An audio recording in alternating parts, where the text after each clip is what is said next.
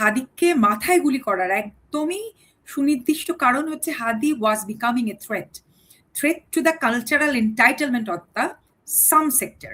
উদীচীর যিনি প্রধান তাকে যদি মাথায় গুলি করা হতো, অথবা ছায়ানটের যিনি প্রধান তাকে যদি মাথায় গুলি করা হতো, অথবা মনে করেন আরো যে বামপন্থী দল আছে তাদের যারা প্রধান, তাদের যদি সাংস্কৃতিক সংগঠন তাদের মাথায় গুলি করা হতো, তাহলে পরিস্থিতিটা কি হতো?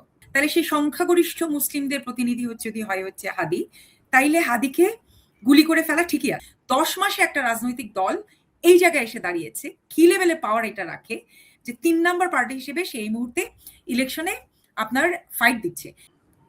একটা লাইনে বলবো, আবু সাইদ মুগ্ধ, শেষ হয়নি যুদ্ধ। We are in a war, we need to learn how to fight.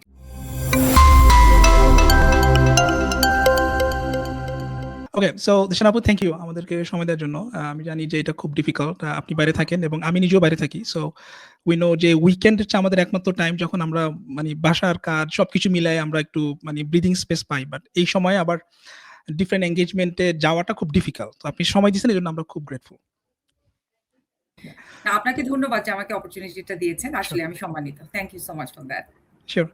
তো তো আমি জানি যে আপনার একটা লম্বা পলিটিক্যাল মানে অ্যাক্টিভিজমের একটা ক্যারিয়ার আপনার আছে। আপনি অনেক দিন ধরে অ্যাক্টিভিজম করেন। আপনি জুলাই রেভলিউশনের সময় আপনি অনেক অ্যাক্টিভ ছিলেন। আমি আপনাকে অনলাইনে ফলো করা শুরু করছি, বেশি দিন হয় নাই, বাট আই নো যে আপনি খুব প্যাশনেটলি খুব অ্যাক্টিভিজম করেন আপনি। এবং আমি আপনাকে যে জন্য পছন্দ করি সেটা হচ্ছে যে you speaks your mind. So এই জিনিসটা আমার ভালো লাগে যে আপনি পলিটিক্যালি কারেক্ট কথা অথবা গ্লজ ওভার করে কথা, এটা আপনি ইউজুয়ালি কম বলেন আরকি। তো এই স্টাইলটা আমার পছন্দ এবং আমি মনে করি যে এতে মানে কি বলে এটার কনভারসেশনাল ইফেক্টিভনেসটা বেশি থাকে যদি আমরা ডিরেক্ট এবং টু দ্য পয়েন্টে কথা বলি আরকি। সো আই থিংক ওই জায়গাতে আমি আপনাকে বেশ পছন্দ করি এবং আমি অ্যাডমায়ার করি আপনার ওই অ্যাপ্রোচটা আরকি। তো ধরেন আমরা দিয়ে শুরু করি। আমাদের দেশে তো গতকালকে খুব একটা স্যাড ইনসিডেন্স হইছে। হাদিকে শট করা হইছে এবং সে এখন হসপিটালে মৃত্যুশয্যায়। আমরা জানি না হোয়াট উইল হ্যাপেন। তো আমরা যখন রেকর্ড করতেছি তখন he is in his almost death bed, এটা বলা যায় আরকি। সো আমার ইমপ্রেশন হচ্ছে হয়তো only miracle can save him. I don't know. তো আপনি যদি এই প্রসঙ্গে কিছু এড করতে চান, তারপরে আমরা অন্য প্রসঙ্গে চলে যাবো আরকি। না, অবশ্যই আপনাকে অসংখ্য ধন্যবাদ যে হাদির বিষয়টা দিয়ে শুরু করার জন্য।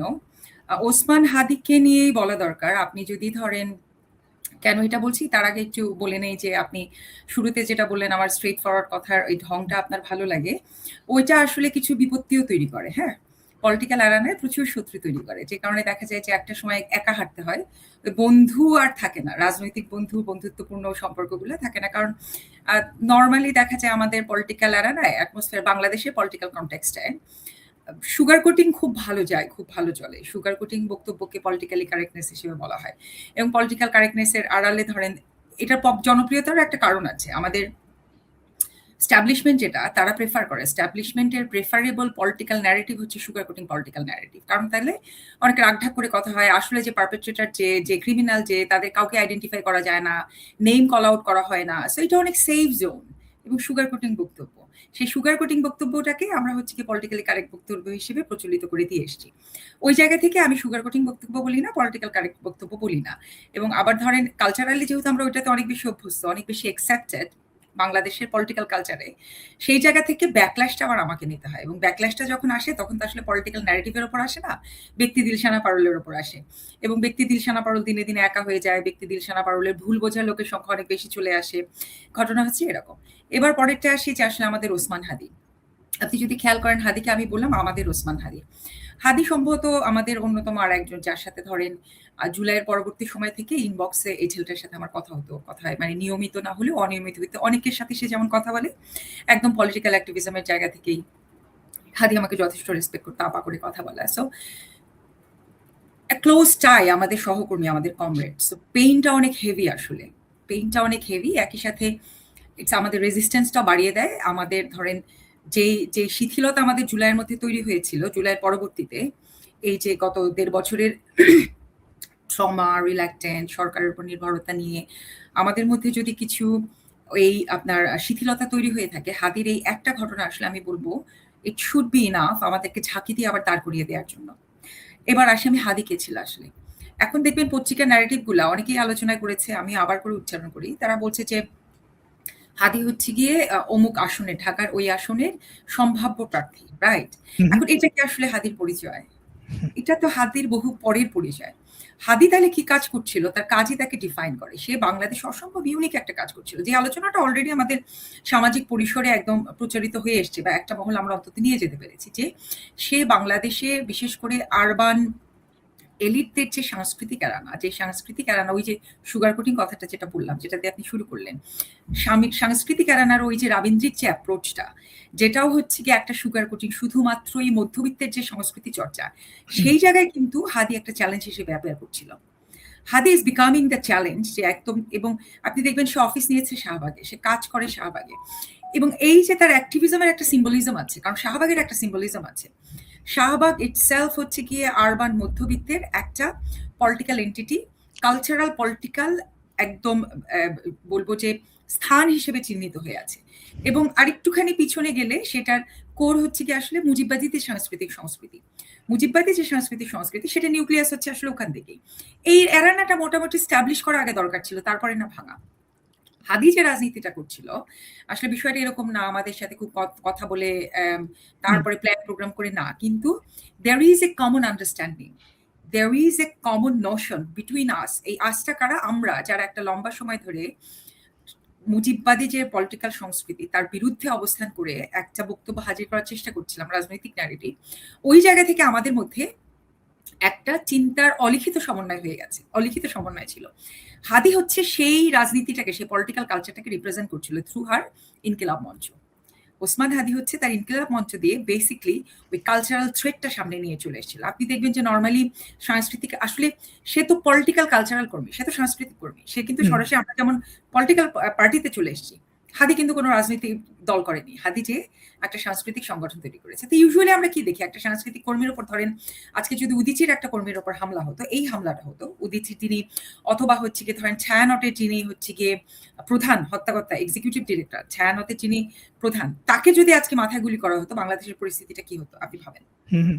জাস্ট কম্পেয়ার করেন, উদীচীর যিনি প্রধান, তাকে যদি মাথায় গুলি করা হতো, অথবা ছায়ানটের যিনি প্রধান, তাকে যদি মাথায় গুলি করা হতো, অথবা মনে করেন আরো যে বামপন্থী দল আছে, তাদের যারা প্রধান, তাদের যদি সাংস্কৃতিক সংগঠন, তাদের মাথায় গুলি করা হতো, মাথায় গুলি করা হতো, তাহলে পরিস্থিতিটা কি হতো? প্রতিবাদটা আমরা কিভাবে দেখতে পারতাম, কতটুকু দেখতে পারতাম, কতগুলো কলাম আমরা পড়তে পারতাম? যারা হচ্ছে গিয়ে এই যে প্রতিবাদ লিপিগুলো, স্মারকলিপিগুলো দেয়, যে স্মারকলিপিগুলো একসময় আমি অংশ ছিলাম, অসংখ্য রকমের স্মারকলিপি আমরা দিয়েছি, প্রতিবাদ স্মারকলিপি, সেই স্মারকলিপিগুলো এখন কই? প্রতিবাদ সভাগুলো এখন কই? পুরা ঢাকা শহরে তো আসলে ঢল নেমে যেত, ঢাকা শহর পারলে স্তব্ধ হয়ে যেত যদি আজকে উদীচীর যিনি প্রধান, তাকে মাথায় গুলি করা হতো এবং এক্সাক্টলি। ব্লেমটা হারিয়ে যেত। Hmm, hmm, hmm, hmm. Exactly, exactly. সেটাই বলছিলাম যে আসলে হাদিকে, তার সাথে এই প্রশ্নগুলোও জড়িত হয়ে যায়, যে হাদিকে মাথায় গুলি করার মধ্যে দিয়ে তার পরবর্তীতে বাংলাদেশের পলিটিক্যাল স্পেকট্রামে আমরা কি দেখতে পাচ্ছি, এগুলো চিহ্নিত হওয়া খুব জরুরি আমাদের ভবিষ্যতের জন্য।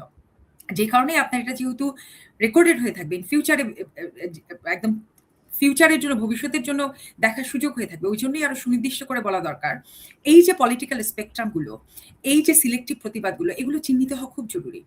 যে এই যে হাদিকে ধরেন এর আগে মব মাস্টার হিসেবে চিহ্নিত করা, কিংবা সে হিজবুত তাহরি হইলেও হইতে পারে যেহেতু সে পাঞ্জাবি পড়ে, কিংবা সে মাদ্রাসা থেকে আসছে, এই যে একটা রাজনৈতিক ন্যারেটিভ যেটা ১৬ বছর ধরে হাসিনা আমলে প্রচলিত ছিল, যেটার উপর বেস করে হাসিনা গুম খুম জঙ্গিত্ববাদ সমস্ত কিছুকে এস্টাবলিশমেন্ট দিয়েছিল, হুম, এটারই প্রলং দেখেন এখন এই জায়গায় চলে এসছে, কিন্তু শব্দগুলো আলাদা করে নিচ্ছে।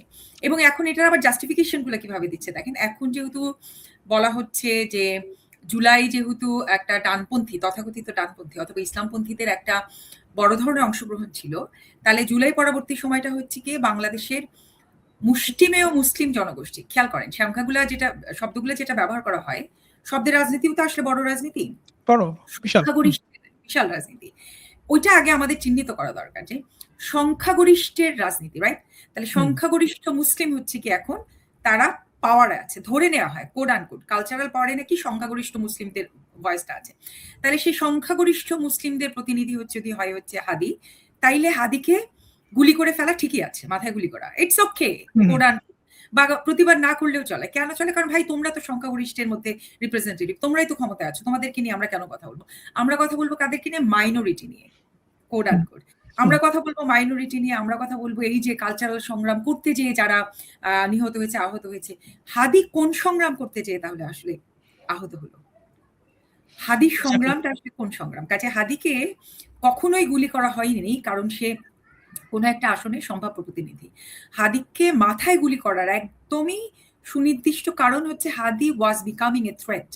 Threat to the cultural entitlement of the some sector. যারা কালচারাল এন্টাইটেলমেন্ট যারা মনে করে যে আমাদেরই একমাত্র এন্টাইটেলমেন্ট, তাদের জন্য হাদি একটা থ্রেট হিসেবে আসছিল।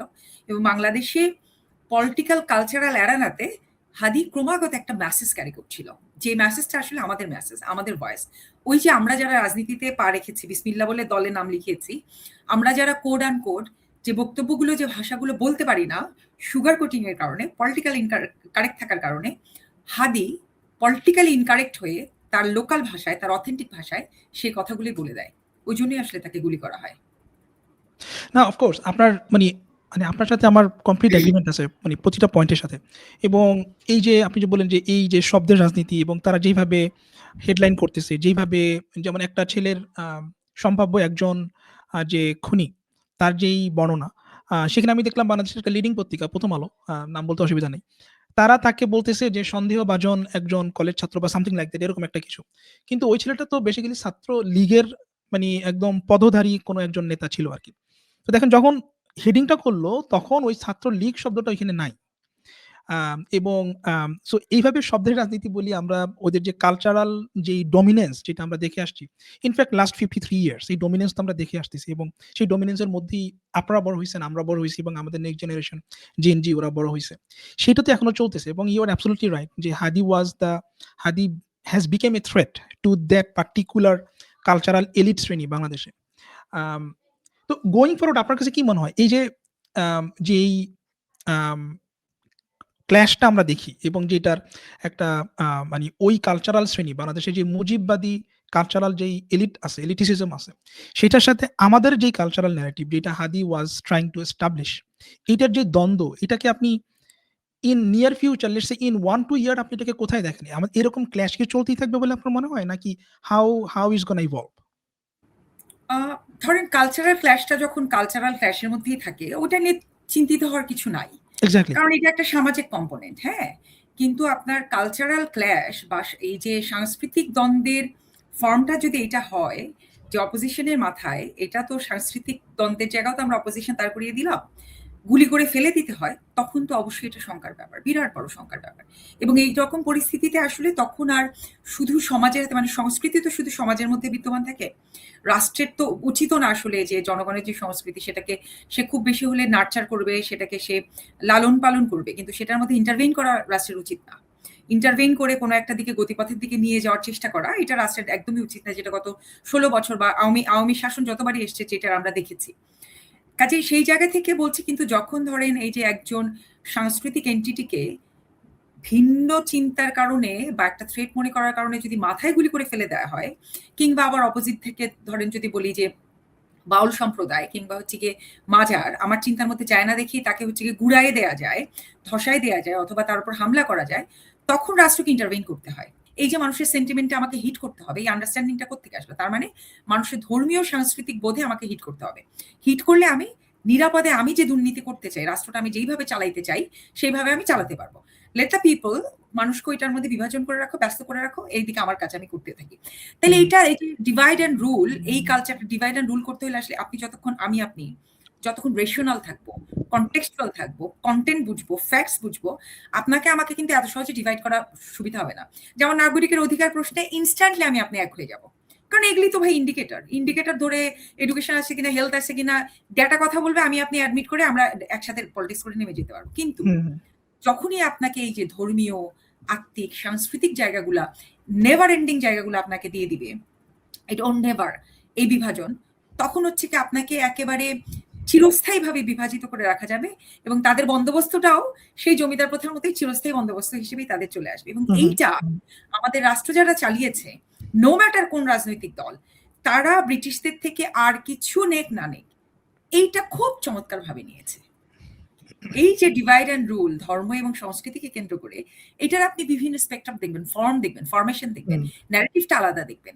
আপনার ভাষার, এই যে ভাষার রাজনীতি আমরা বললাম, শব্দচয়ন আলাদা দেখবেন, বাক্যচয়নগুলো, শব্দচয়নগুলো হয়তো যুগের সাথে তাল মিলিয়ে, যুগের ডিমান্ডে পরিবর্তিত হয়েছে, নিউক্লিয়াসটা পরিবর্তন হয়নি। আমি এক্সাক্টলি। আপনাকে সাবধান করেছি আমি অনেক লম্বা উত্তর দিব। না, না এটা আপনি ঠিক বলছেন এবং আমার পড়াশোনা খুব বেশি তা না। আমি হিস্ট্রি ব্রিটিশদের হিস্ট্রি আমি যতটুকু পড়ছি এবং এই যে the way they were able to like divide us এবং মানে আমরা তো সেদিন একটা ঘরোয়া আড্ডায় আমরা এটা কথা বলতেছিলাম যে ব্রিটিশদের মানে যখন টিপু সুলতানকে তারা যখন করলো, ডিফিট করলো তখন ওদের কত সৈন্য ছিল।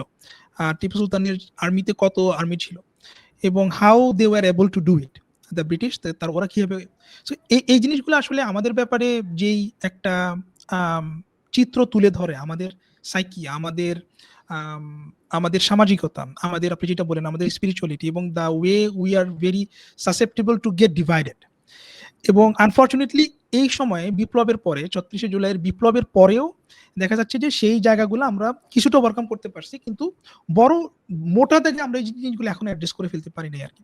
তো আমরা যদি নেক্সট জায়গাটাতে যাই, নেক্সট জায়গাটা হচ্ছে ধরেন বিপ্লব তো আমাদের হয়ে গেছে, ৩৬শে জুলাই বিপ্লব হয়ে গেছে এবং হাদির ভাষায় বলতে হয় যে আমাদের বিপ্লব জুলাই তো চলমান এবং আসলে জুলাই চলমান।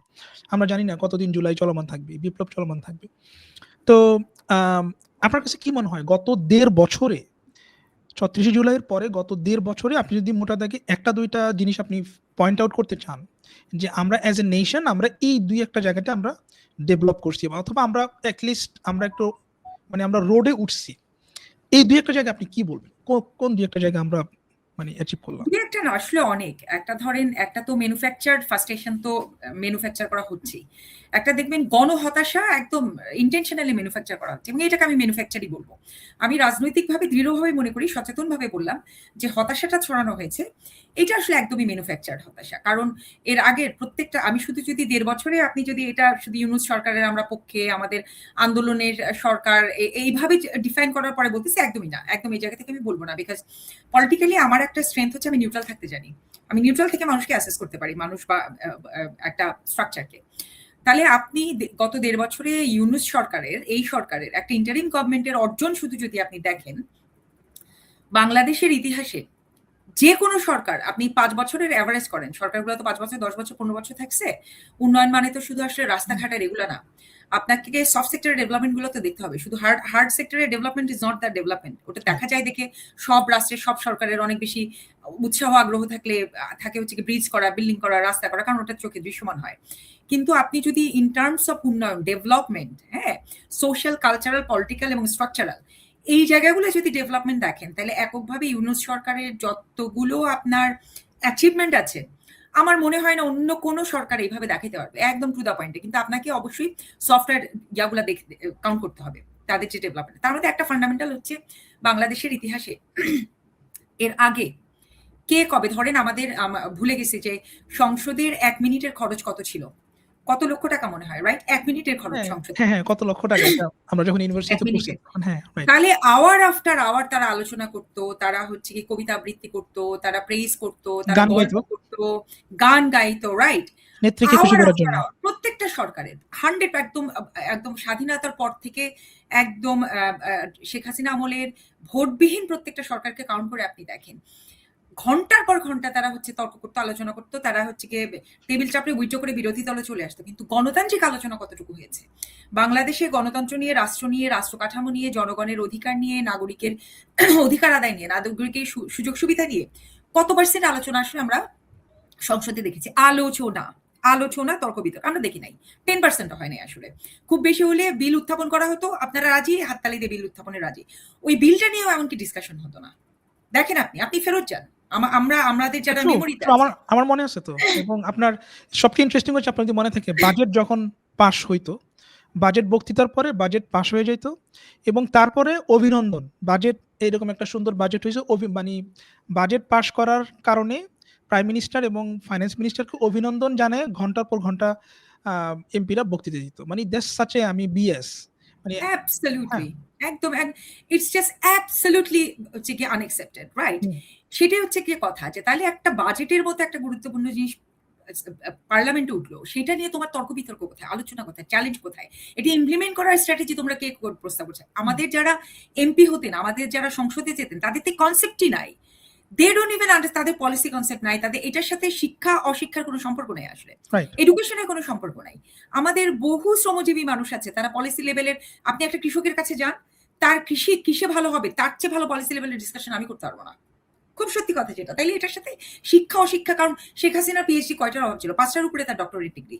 So don't count doctorate degree, don't show me the doctorate degree or class 8 pass, right? তাহলে সেটাই হচ্ছে কি কথা। এখন ধরেন খালেদা জিয়া ক্লাস 8 পাস হয়তো হচ্ছে গিয়ে সে বিরোধী দলের মন্ত্রী, বিরোধী দল এবং সব মিলে কত বছর সে হচ্ছে গিয়ে বিরোধী দলের লিডার ছিলেন, এবং তার আপনি স্লিপ অফ টাং দেখাতে পারবেন না দুইটা। তাহলে এগুলি এখন আমরা বলি না? তার মানে এটাই তো নালিফাই করে দিচ্ছে যে এডুকেশন আসলে খুব বেশি ডিফার করছে না। তাহলে সেটাই বলছিলাম যে তাহলে এই গত 1.5 বছরে আমাদের অর্জনটা কি? প্রথম এবং ফান্ডামেন্টাল অর্জন হচ্ছে আসলে এই যে রাষ্ট্রের মধ্যে, সংসদে, পার্লামেন্টে জনগণ, রাজনৈতিক দল, জনগণের প্রতিনিধি, সামাজিক প্রতিনিধি, সাংস্কৃতিক প্রতিনিধিদের অংশগ্রহণে একটা গণতান্ত্রিক তর্ক বিতর্ক হতে পারে। ডে আফটার ডে, ঘন্টার পর ঘন্টা পলিসি নিয়ে তর্ক বিতর্ক হয়। পলিসি নিয়ে একজন আরেকজনকে চ্যালেঞ্জ করছে। হ্যাঁ, আপনি মিউটে আছেন, আপনি মিউটে আছেন। হ্যাঁ, আপনি ঐক্যমত কমিশনের কথা বলতেছেন। অ্যাবসলিউটলি। ঐক্যমত কমিশনকে আপনি ধরেন একটাকে দিলেন। হ্যাঁ, ঐক্যমত কমিশনের যদি আপনি I agree, utterly agree, lots of limitations is there. কিন্তু কনসেপচুয়ালি যদি আপনি দেখেন, ঐক্যমত কমিশনের যে গণতান্ত্রিক সংস্কৃতিটা এস্টাবলিশ করলো, দিস ইজ দ্যাট আনপ্যারালাল এবং আনকম্পারেবল। আপনি দেখেন, আপনি আমাকে ইতিহাসে দেখেন যে বাংলাদেশের স্বাধীনতা 54 বছরের ইতিহাসে এই পর্যায়ের গণতান্ত্রিক তর্ক বিতর্ক বা এই পর্যায়ের একটা প্রসেস স্টাবলিশ হয়েছে। তাইলে আমি বলবো সবার আগে সবচেয়ে বড় আমাদের অর্জন হচ্ছে এই জায়গাটায়। ছোটখাটো অর্জন তো অনেক আছে। আচ্ছা, আরেকটা হচ্ছে কালকে আমি দেখছিলাম শফিক ভাই বোধহয় না, প্রেস কে একজন, শফিক ভাইয়ের বোধহয় একটা স্ট্যাটাস, যে গত 1.5 বছরে এই সরকার 2000 আন্দোলন সামাল দিয়েছে। 2000, it's not a matter of, এটা একটা ট্রিমেন্ডাস ব্যাপার যেটা গভর্নমেন্ট। এবং এই সরকার, ইন্টারিম একটা সরকার, কোনো ধরনের সর্বোচ্চ অসহযোগিতা, আপনার আইনি ব্যবস্থা বলেন, মন্ত্রণালয় বলেন, মানে অ্যাডমিনিস্ট্রেশন গুলোর সর্বোচ্চ অসহযোগিতা ইউনূস সরকারের ছিল। এটা আমি বলছি। এক্স্যাক্টলি। এবং আমার কাছে মনে হয় যে এটা একটা খুবই ইন্টারেস্টিং গভর্নমেন্ট, যেখানে এই গভর্নমেন্টের তৃণমূল পর্যায়ে কোনো রিপ্রেজেন্টেশন নাই, কেউ নাই যে এই গভর্নমেন্টের পলিসিকে ব্যাক করবে। এবং আপনি যেটা বললেন যে পলিটিক্যাল পার্টিগুলোও they were just hands off, no আমি নাই কিছুতে, আমাকে আগে ইলেকশন। হ্যাঁ, তো এই গভর্নমেন্ট এর পরেও যতটুকু অ্যাচিভ করছে এইটাকে আমি ট্রিমেন্ডাস মনে করি, লাইক ইন টার্মস অফ ওই যে আন্দোলনগুলা যে ট্যাকেল করা, ইট ওয়াজ অ্যামেজিং। ধরেন এটা একটা 2000 আন্দোলনকে তারা ট্যাকেল করেছে, এটা তো তাদের একটা ক্রেডিট যাই বলবে। এবং একটা, উনি বলছিলেন যে একটা রাবার বুলেটও ছোড়া হয় নাই। This is very important, crucial. কিন্তু ইউনূস সরকারের প্রশংসার জন্য আমি এই কথাটা বলিনি। আমি যেটা বলছিলাম, ভাই জনগণ আমার রাজনীতি, সরকার রাষ্ট্র আমার রাজনীতি না। তাইলে জনগণের পক্ষে যদি আমি কথা বলি যে এই 2000 আন্দোলন যে 1.5 বছরের মধ্যে হলো, এটা আসলে কি মিন করে? It's a indicator, it's a very valid and important indicator. সেই ইন্ডিকেটরটা কি? সেই ইন্ডিকেটরটা হচ্ছে জনগণ দেখেন রাস্তায় নামতে ভয় পাচ্ছে না। 2000 আন্দোলনের সবই কি কনস্পিরেসি ছিল? সবই কি আওয়ামী লীগের কনস্পিরেসি? না, আমি এরকম মনে করি না। তার মানে হচ্ছে এই যে গত 16-17 বছরে মানুষের মধ্যে যে জমানো ক্ষোভ, তার যে না পাওয়া, তার যে চাহিদা, তার যে ডিমান্ড, দুটা ঘটনা ঘটছে। একটা হচ্ছে জুলাই অভ্যুত্থানের মধ্যে দিয়ে পিপল নিজেকে নাগরিক হিসেবে আইডেন্টিফাই করা শিখে গেছে, যে আমি তো নাগরিক, রাষ্ট্র তো আমাকে এই জিনিসগুলো দিতে বাধ্য। আরে আমি তো প্রাথমিক শিক্ষক, আমার তো বেতন কম, কিন্তু রাষ্ট্র তো আমাকে বেতন বাড়াতে বাধ্য। কার কি করতে হবে? আমাকে রাষ্ট্রের কাছে চাইতে হবে। আরে আমি তো মাওলানা, আমার উপর তো নির্যাতন হচ্ছে, এটা কিন্তু আমি হইতে পারি মাওলানা, কিন্তু আমি তো রাষ্ট্রের নাগরিক, তাহলে রাষ্ট্র তো আমাকে এটা দিতে পেতে। এই যে রাষ্ট্রের সাথে নেগোসিয়েশন করা শিখে গেল। হ্যাঁ, আপনি আমাকে শুনছেন কিনা? একটু স্টাক হয়ে গেছেন। হ্যাঁ, আমি শুনতেছি। হ্যাঁ, এটাই বলছি যে এই যে পিপল, সামাজিক মানুষগুলো, সামাজিক, রাজনৈতিক, সাংস্কৃতিক জনগোষ্ঠী এই যে পলিটিসাইজ হয়ে উঠলো, নাগরিক হয়ে উঠলো জুলাই একটা অভ্যুত্থানের মধ্যে দিয়ে, একটা বিপ্লবের মধ্যে দিয়ে, যাই বলেন না কেন আপনি, 36 দিনে একটা জনগোষ্ঠীর এই যে সচেতন নাগরিক হয়ে ওঠা, এইটা হচ্ছে আমার কাছে সবচেয়ে বড় প্রাপ্তি। এবং এই 2000 আন্দোলন হচ্ছে এটা ইন্ডিকেট করে যে পিপল এখন নাগরিক হিসেবে নিজেকে বুঝতে শিখে গেছে, চিহ্নিত করতে শিখে গেছে, এবং রাষ্ট্রের সাথে নেগোসিয়েশন করতে শিখে গেছে। এবং এইটা আরেকটা হচ্ছে গিয়ে পরবর্তী সরকার যেই আসুক বাবা, তার জন্য বিরাট বড় অর্শনী সংকেত ভাই। কাউন্টেনিয়ান পিপল নাও ক্যান টক। এইটা হচ্ছে গিয়ে আমার কাছে মনে হচ্ছে এই যে দুইটা তাকে বললাম যে মানে পলিটিক্যাল কালচার হচ্ছে কি, it's my area of passion rather than খুব কংক্রিট আলোচনার জায়গা থেকে। কালচারালি যদি আপনি বলেন, সেটাই আমি বললাম যে এই যে ডেমোক্রেটিক সংস্কৃতি, তর্ক, আলোচনা, বিতর্ক করার যে পার্লামেন্টের রাষ্ট্রের একটা সংস্কৃতি আমরা তৈরি করলাম, এইটা one of the biggest achievement. আর সমাজ পর্যায়ে অ্যাচিভমেন্ট হচ্ছে এই যে সামাজিক, সাংস্কৃতিক এবং হচ্ছে গিয়ে কমিউনিটি পিপল, এই এন্টিটিগুলা নিজেদেরকে নাগরিক হিসেবে আইডেন্টিফাই করে যে নেগোসিয়েশন করা শিখে গেল, এইটা আমার কাছে আর একটা বিরাট বড় অর্জন। এরপরে আরো অর্জনে যেতে পারবো। আর একটা অর্জন আমাকে বলতেই হবে, আপনি সুযোগ না দিলেও আমাকে বলতেই হবে, জুলাই পরবর্তীতে যেটা খুব ইম্পর্টেন্ট ছিল। ধরেন অনেকে বলে এনসিপি, ন্যাশনাল সিটিজেন পার্টিটাকে বলে যে ধরেন ওরা ক্ষমতায় লোভে যাওয়ার জন্য রাজনীতিটা করেছে। ওরা হচ্ছে ক্ষমতায় যাইতে চায়, টাকা-পয়সা নিতে চায়। তমুক। মোদ্দা কথা ক্ষমতার লোভেই তারা হচ্ছে কি দলটা করেছে। মানে কেন চাইবে না? কেন ক্ষমতায় যাবে না? এটা তো ওইটা আমার এটা প্রশ্ন। আরেকটা সেকেন্ডারি প্রশ্ন। আমার কাছে অবজেক্টিভটা অনেক বেশি। এটা ধরেন হুম, অফ কোর্স এটা তো একটা প্রশ্নই আসে যে একটা সোশ্যাল স্ট্রাকচার হিসেবে কেন তারা ক্ষমতায় যাইবে না? মানে ওয়াই হ্যাঁ, নট? এই প্রশ্নটা আমি একপাশে রেখে দিচ্ছি। এটার অ্যান্সারটা আমি দিচ্ছি না। আমি বলতে চাচ্ছি যে ধরেন যদি একটা রাজনৈতিক প্ল্যাটফর্ম না হতো, মানে এই প্ল্যাটফর্মটা দরকারটা কেন পড়লো? খেয়াল করেন আমি কিন্তু এটাকে দল বলি না কখনো। আমি এটাকে রাজনৈতিক দল বলি না। স্টিল নাও নাগরিক কমিটির সময় যখন এটাকে প্ল্যাটফর্ম বলতাম, এখনো আমি ন্যাশনাল সিটিজেন পার্টিকে আমি প্ল্যাটফর্মই বলি।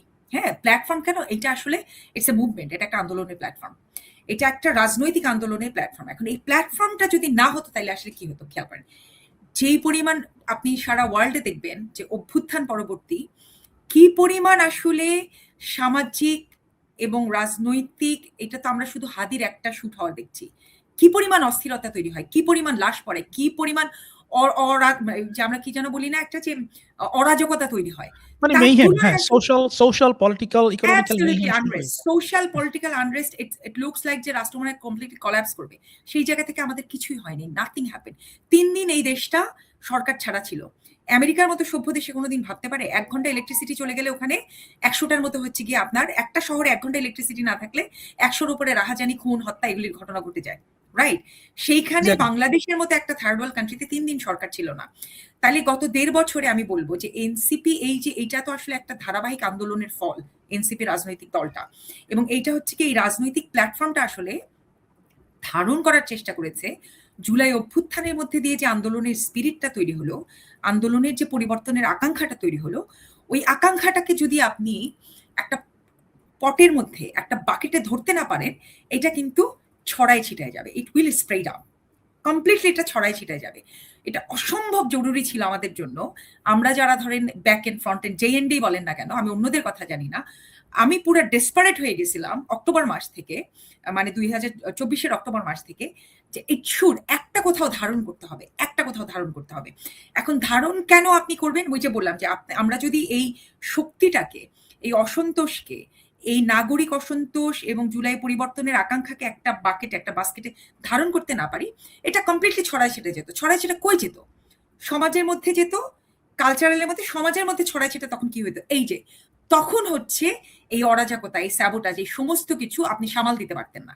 You can't control this thing. তাইলে এই এনসিপি রাজনৈতিকভাবে, ঐতিহাসিকভাবে যে দায়িত্বটা পালন করলো, এইটা জাস্ট আনকম্পারেবল। এই ডেপথটা কেউ ধরতে পারছে না। এই ইন্টেন্সিটিটা আমার আজকে বলার কথা ছিল না। এই কথাটা বলার কথা ছিল বাংলাদেশের যে সমাজবিজ্ঞানীরা আছেন, বাংলাদেশের যে প্রগতিশীল বুদ্ধিজীবীরা আছেন, তাদের এই জায়গাটা ধরার কথা ছিল যে এইখানে যদি একটা রাজনৈতিক দল, একটা প্ল্যাটফর্ম তৈরি না হতো, এই আকাঙ্ক্ষা, এই জনরোষ অথবা জনসন্তোষ অথবা জন আকাঙ্ক্ষাকে ধারণ করার জন্য, তাইলে এটা সমাজের মধ্যে ছড়ায় যেত।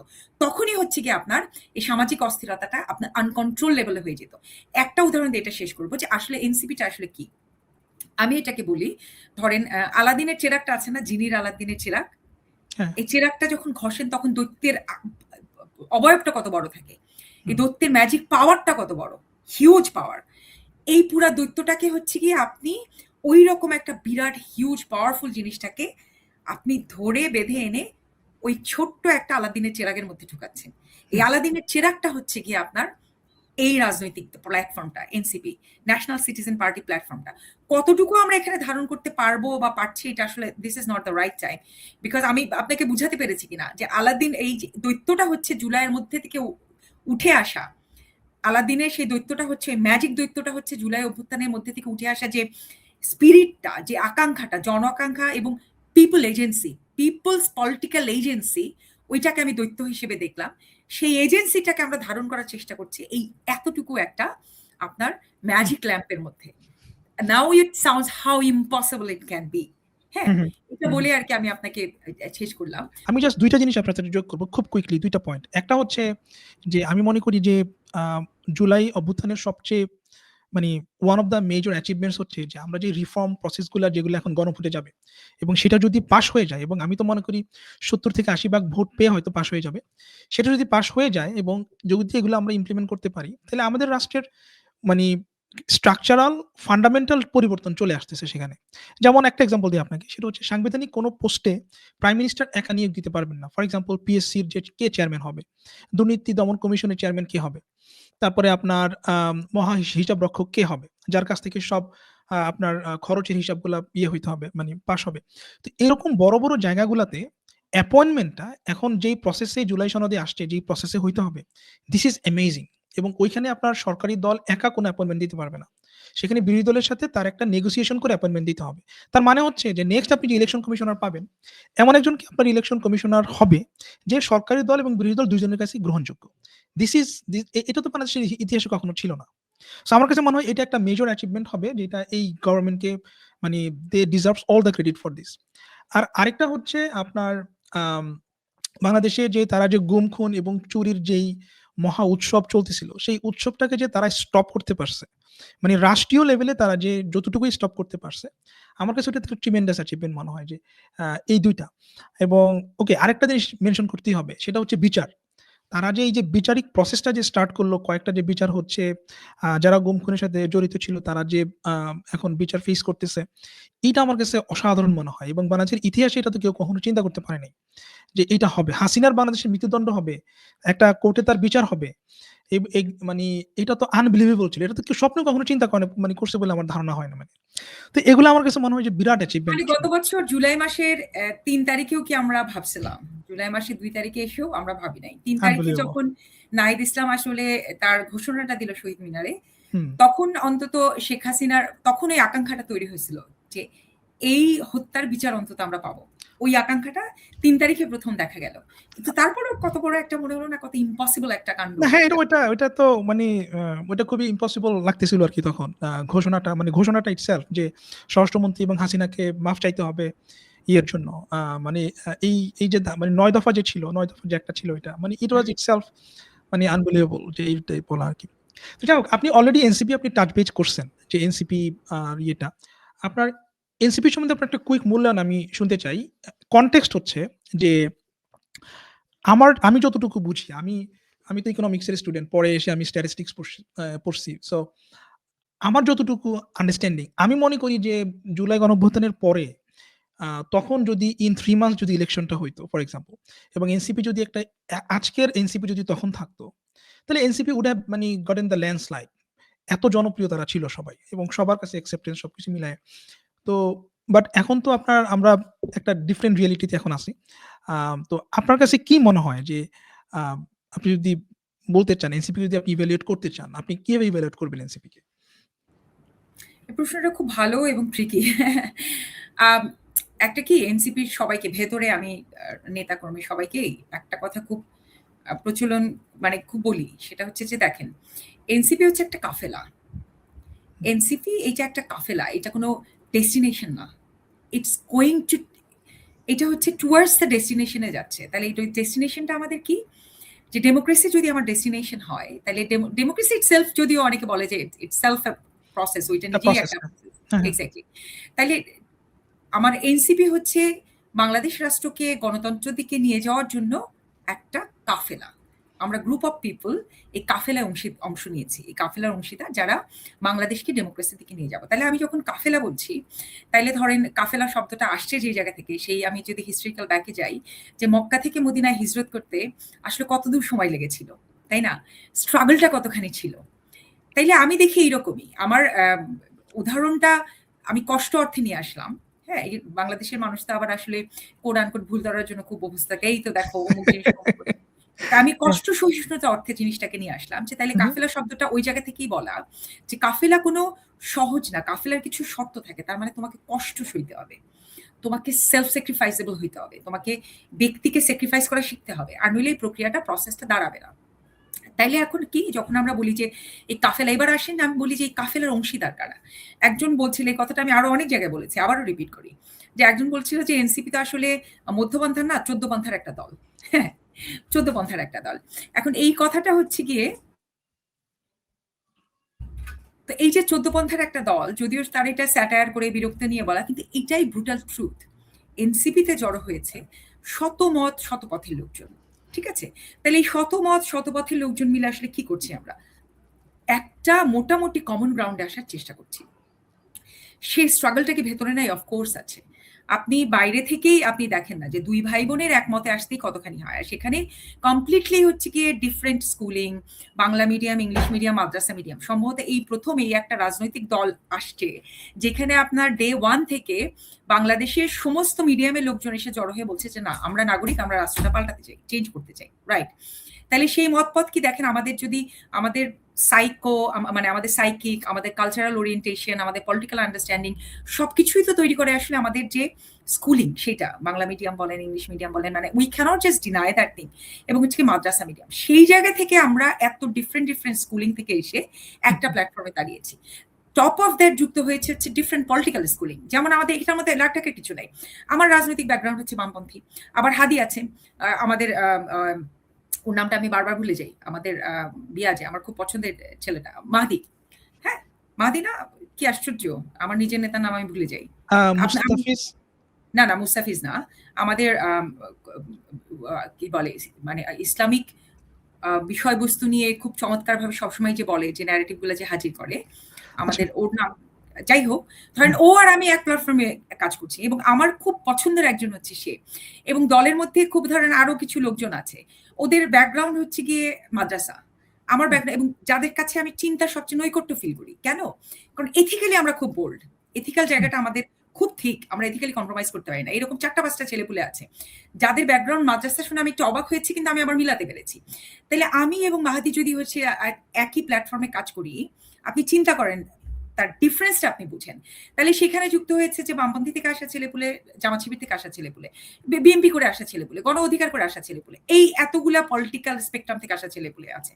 এবং মজার বিষয় হচ্ছে কি একদম হার্ডকোর বাসদ করে বাংলাদেশের সমাজতান্ত্রিক দল বাসদ করে আসা আমাদের নেতা আছে। তারপর একই সাথে হচ্ছে কি তার একই জায়গায় মৌলভীবাজারে একই সাথে কাজ করছে বাসদ করে নেতা, বাসদ করে আসা হিন্দু একটা ছেলে ওই জায়গায় কাজ করছে। মৌলভীবাজার সিলেট কিন্তু জামাত শিবিরের খুবই স্ট্রং ঘাঁটি শিবিরের একটা ছেলে হচ্ছে গিয়ে তার একদম সহকর্মী। একসাথে তারা কাজ করছে। আপনি ডিফারেন্সটা দেখেন। তাহলে কনফ্লিক্ট অফ থট এটা তো অবশ্যম্ভাবী। এটাকে আমি কোনো নেগেটিভ হিসেবে দেখি না।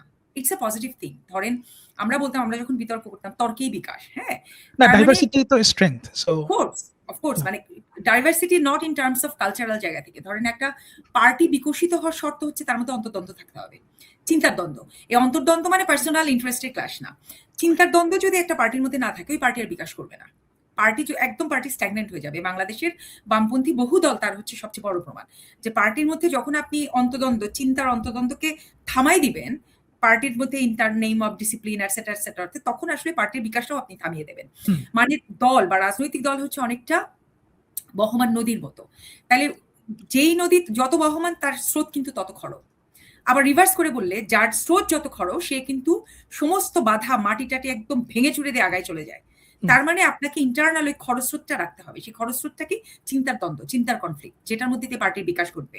তাহলে শতমত, শতচিন্তা এসে এই কনফ্লিক্ট গুলা বা এই দ্বন্দ্বগুলা তৈরি করার মধ্যে দিয়ে এটা ধসে যাবে যদি আমরা দ্বন্দ্বগুলাকে কনস্ট্রাক্ট করতে না পারি, আর্টিকুলেট করতে না পারি, একটা জায়গায় নিতে না পারি, চ্যানেল করতে না পারি। এটা থাকবে না, টুকরা হয়ে পড়ে যাবে। আবার আমরা হচ্ছে এখন ওই চ্যালেঞ্জের মধ্যে দিয়ে যাচ্ছি। আবার এটাকে যদি আমরা প্রপারলি কনস্ট্রাকটিভ ওয়েতে চিন্তাটাকে চ্যানেল করতে পারি, এটা অপরিহার্য। বাংলাদেশে ডিজিএফআই বলেন, রাষ্ট্র বলেন, যাই বলেন, কেউই এই পার্টিকে তখন আটকাতে পারবে না। ওই কারণেই কিন্তু এটা আমরা আপনারা না বুঝি, বুদ্ধিজীবীরা না বুঝুক, ডিজিএফআই বা বাংলাদেশের রাষ্ট্রীয় যে সংস্থাগুলো যারা হচ্ছে ধরেন এস্টাবলিশমেন্টকে জিআই রাখতে চায় তারা কিন্তু খুব ভালো করে রিড করতে পেরেছে। ওই জন্যই এনসিপি-কে আটকানোর প্রতিরোধ করার এত চেষ্টা। এবার আমি বলি যে ধরেন তাহলে আমাদের চ্যালেঞ্জ ওইটাই আমি বলছিলাম যে তাহলে দেখেন খরস্রোতা নদীর মতো যদি বইতে না দেয় তখন কি হয়? আপনি যদি একটা মজাপুকুর দেখেন, কালকে রাতে আরেকজনের সাথে কথা হচ্ছিল মাসকাওয়াত ভাইয়ের সাথে, মজাপুকুর দেখেছেন? মজাপুকুর তো জানেন। তাহলে মজাপুকুর মজে কেন? কারণ ওটার মধ্যে কারেন্ট থাকে না, কোনো স্রোত থাকে না। তাইলে ইট ডাজন্ট ম্যাটার একটা সময় ওই পুকুরটার পানি কত টলটলে ছিল, একটা সময় এই পুকুরটা কতখানি উপকারী ছিল সেই রাজা বাদশার আমলে, বা ঐতিহাসিকভাবে একটা রাজনৈতিক দল কত ফ্রুটফুল ইম্প্যাক্টফুল কাজ করেছে, কিচ্ছু যায় আসে না যদি ওইটাকে আপনি পুকুর বানায় ফেলেন। একটা কারেন্ট যদি ওটার মধ্যে প্রবাহ, আইদার আপনাকে কৃত্রিম ওয়েতে ওটার মধ্যে একটা স্রোত তৈরি করতে হবে যদি মাছ পালতে চান, প্রোডাক্টিভ রাখতে চান, অথবা ওইটাকে হচ্ছে গিয়ে যদি আপনি ওই মানে প্রোডাক্টিভ না করে যদি ছেড়ে যান তখন বাই ডিফল্ট এটা হচ্ছে গিয়ে মজা পুকুরে পরিণত হবে। এটার মধ্যে একটা সময় দুর্গন্ধ ছড়াবে, এটা প্রোডাক্টিভিটি হারাবে, এটার মধ্যে জিনিসপত্র যে পচে দ্যাটস ইট, কচুরি বানা হবে, পচবে, এতটুকুই হবে। এর বেশি কিছু কিন্তু হবে না। তো এইটাই হচ্ছে গিয়ে আমি এনসিপিকে এভাবে ইভ্যালুয়েট করি, হ্যাঁ? যে এনসিপি এখন আর ধরেন পার্টির অর্জন কি অমুক কি, তো এইটা আসলে এখন ১.৫ বছর ইটস ওয়ে টু আর্লি। বাংলাদেশের ইতিহাসে আপনি দেখেন ৫৪ বছরের ইতিহাসে ১০ মাসে একটা রাজনৈতিক দল, আমরা ফেব্রুয়ারিতে আমাদের ওইভাবে আত্মপ্রকাশ, ১০ মাসে একটা রাজনৈতিক দল ভোটের রেজিস্ট্রেশন নিয়ে ভোটের মাঠে ৩ নাম্বার পার্টি হিসেবে অ্যাপিয়ার করেছে। Give me one single example. Right. আমাকে যদি ইভ্যালুয়েট করতে বলেন, that is the biggest achievement যে আমরা ১০ মাসে একটা রাজনৈতিক দল এই জায়গায় এসে দাঁড়িয়েছে। কি লেভেলে পাওয়ার এটা রাখে যে ৩ নাম্বার পার্টি হিসেবে সে এই মুহূর্তে ইলেকশনে আপনার ফাইট দিচ্ছে, এবং ইলেকশনে সবাই বলে কত ভোট পাবেন, ইট ডাজন্ট ম্যাটার কত ভোট পাই, 0 ভোটও পাইতে পারি, ম্যাক্সিমামেরই হচ্ছে গিয়ে আপনার জামানত বাজেয়াপ্তও হইতে পারে, কিচ্ছু যায় আসে না। ১০ মাসে একটা রাজনৈতিক দল এই পর্যায়ে চলে এসেছে যে কম্পিটিশন দিতে পারছে ভাই, রিমেম্বার দ্যাট থিং। আমি ওই পাওয়ারটাকে অ্যাডমিট করি, ওই পাওয়ারটাকে ফোর্স করি। এখন নেগেটিভ মানে ইভ্যালুয়েট করার অবশ্যই আমি নেগেটিভ বলবো না, চ্যালেঞ্জ আছে, অসংখ্য চ্যালেঞ্জ আছে। যে চ্যালেঞ্জগুলোর কথাই বললাম আসলে শতমতকে একমতে নিয়ে আসার ক্ষেত্রে একটা চ্যালেঞ্জ, ওই কনফ্লিক্টগুলো বাইরেও অনেক সময় বের হয়ে চলে আসে, এটা আপনারা দেখতে পাচ্ছেন। ডিসিপ্লিনের আমাদের অভাব আছে, ডিসিপ্লিনের অভাবে একটা বড় কারণ হচ্ছে বহু মত পথ এবং বহু বয়সের লোকজন। হ্যাঁ, আপনি কিছু বলতে যাচ্ছিলেন। ওই জায়গাটা ডিসিপ্লিন বা ওই জায়গাটা আমি খুব বেশি মানে পার্সোনালি আমি মনে করি যে ইস ওকে, বিকজ আপনার মানে ইটস এ প্রসেস, এটা হবেই। অনেক বড় পার্টিও স্প্লিট হয়ে যাবে, এগুলো হবেই, সেটাই শোনা। বাট আপনার কাছে কি মনে হয় যে আপনার বিএনপি যখন হয়েছিল, বিএনপিতেও এরকম নানান ধরনের মানুষজন এসে যোগ হয়েছিল? আপনি তো হিস্ট্রি আমার চাইতে ডেফিনেটলি বেশি জানেন। তো ওই জায়গাটা থেকে বিএনপির যে ইভ্যালুয়েশনটা আমরা দেখি, এখন বিএনপি যেই জায়গাটাতে একটা আসছে, আনফরচুনেট একটা জায়গায় বিএনপি এখন চলে আসছে। কিন্তু যখন বিএনপি স্টার্ট হয়েছিল ওই জায়গাটাতে, তখন ইট ওয়াজ লাইক, আমার কাছে মনে হয় যে এনসিপির মতো অনেকটা রিজেম্বল হয়তো ছিল। আমি জানি না কতটুকু মানে কম্পেয়ার করা যাবে ওইটার সাথে। তো আপনি ঠিক ডিফারেন্স কি কিছু দেখেন? মানে বিএনপির ফরমেশন এবং বিএনপির যে প্রোগ্রেস ভার্সাস এনসিপির ফরমেশন, হুইচ আই থিংক মানে ইন মাই লিমিটেড আন্ডারস্ট্যান্ডিং আমার কাছে মনে হয় যে ইজ ভেরি সিমিলার। নানান মতের পথের মানুষ এনসিপিতে এসে যোগ হয়েছে। আপনার কাছে কি মনে হয় এই জিনিসটা? না, এই জায়গাটা বরং আমি ডিসঅ্যাগ্রি করি যে বিশেষ করে দলটা যেভাবে তৈরি হলো ওইখানে একটা ফান্ডামেন্টাল ডিফারেন্স আছে। দুটো জায়গায় ফান্ডামেন্টাল ডিফারেন্স, একটা হচ্ছে গিয়ে origin of the political party, আর একটা হচ্ছে leadership of the political party. হ্যাঁ, লিডারশিপ তো হিউজ ম্যাটার করে, ইট ডাজ ম্যাটার। কিন্তু আবার আপনি যে পয়েন্টটা তুললেন যে জনগণের যে অংশগ্রহণ, সেই অর্থে আবার ঠিক আছে, যে একটা হিউজ লেভেলে জনগণের অংশগ্রহণের ওই জায়গাটা ছিল। এখন বিএনপির ক্ষেত্রে কিন্তু শুধু ইউথের পার্টিসিপেশনের মধ্যে দিয়ে দলটা তৈরি হয় নাই, that was not the only participation of the youth. আবার আরেকটা বিষয় যদি আপনি দেখেন যে অভ্যুত্থানের মধ্যে দিয়ে কি বিএনপি উঠে আসছিল? না, সেটা না, মানে ধরেন কনটেক্সচুয়াল অনেকগুলো ডিফারেন্স আছে। ফর এক্সাম্পল যে বিএনপির তখন যে চেয়ারপারসন বা প্রেসিডেন্ট, উনি ছিলেন রাষ্ট্রের প্রেসিডেন্ট, এবং উনি মিলিটারি ব্যাকগ্রাউন্ড থেকে আসছেন। So that made a huge difference, এবং উনি তো ক্যারিজমেটিক ছিলেন। আমি পার্সোনালি ওনার মানে আমি ফ্যান ওনার অনেক কিছুর। তো সেটা একটা ব্যাপার, সেটা একটা বিরাট ব্যাপার, এবং এটা এনসিপি যেরকম একটা ইয়ুথ লেড মুভমেন্ট, বিএনপি তো এরকম ছিল না। That was not a youth led movement. বিএনপির একটা পার্টি, মানে উনি একটা পার্টি করছেন এবং উনি সেখানে নানান পথের মুসলিম লীগ থেকে লোক নিছেন, উনি জামাত ব্যাকগ্রাউন্ড থেকে লোক নিছেন, উনি বামপন্থীদেরকে নিছেন, নিয়ে উনি বিদেশ থেকে অনেক লোককে উনি হায়ার করে নিয়ে আসছেন যে হ্যাঁ আসো কাজ করো, এবং দ্যাটস হাউ হি স্টার্টেড।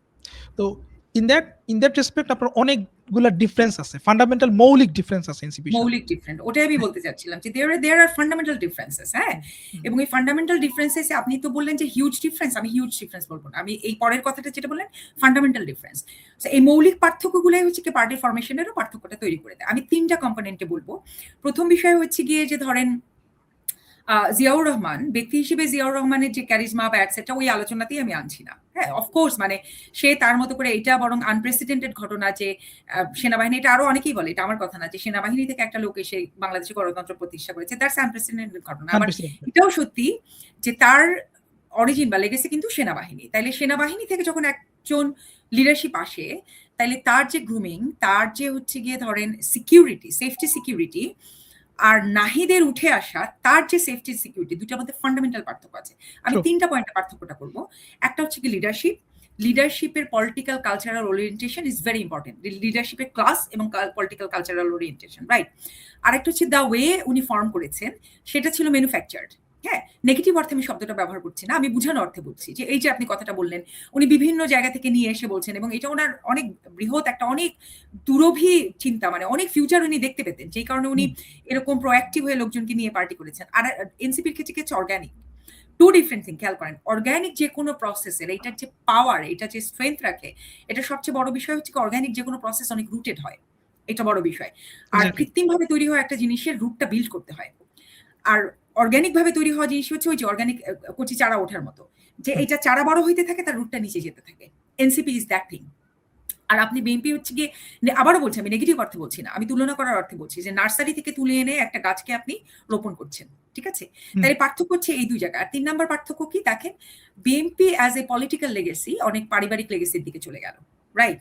তাহলে তার কিন্তু অপশন ছিল, আমরা জানি না আসলে জিয়াউর রহমান বেঁচে থাকলে কি করতেন। জিয়াউর রহমান বেঁচে থাকলে হয়তো অন্যভাবে হইতো পার্টির ফরমেশনটা, হয়তো উনি হয়তো অনেক বেশি ডেমোক্রেটিক ওয়েতে যেতেন, খালেদা জিয়াকে এই ভারটা নিতে হতো না। খালেদা জিয়া তো এক্সাক্টলি, আসলে প্রস্তুত ছিলেন না এই ভারটা নেওয়ার জন্য, তাই না? Exactly, exactly. এবং সাচ এ অ্যাডমায়ারেবল একটা পজিশন যে ওই জায়গা থেকে এসে একজন বিধবা মহিলার এই বাংলাদেশের গণতন্ত্রের দায়িত্ব নেওয়া, it's a huge admirable position. আবার অ্যাট দ্য সেম টাইম আপনার লেগেসি অর্থে ক্রিটিসিজম হচ্ছে পরিবার থেকে উঠে আসা, এবং ওই লেগেসিটা তারা ধারাবাহিকভাবে ধারণ করলেন, যেটা আসলে বাংলাদেশের গণতন্ত্র পরিস্ফুটিত হওয়ার ক্ষেত্রে একটা তো আসলে সীমাবদ্ধতা বটেই, একটা ব্যত্যয় বটে। এই জায়গা থেকে আবার এনসিপি কিন্তু একদম তৈরি হওয়ার মুহূর্ত থেকেই মুক্ত।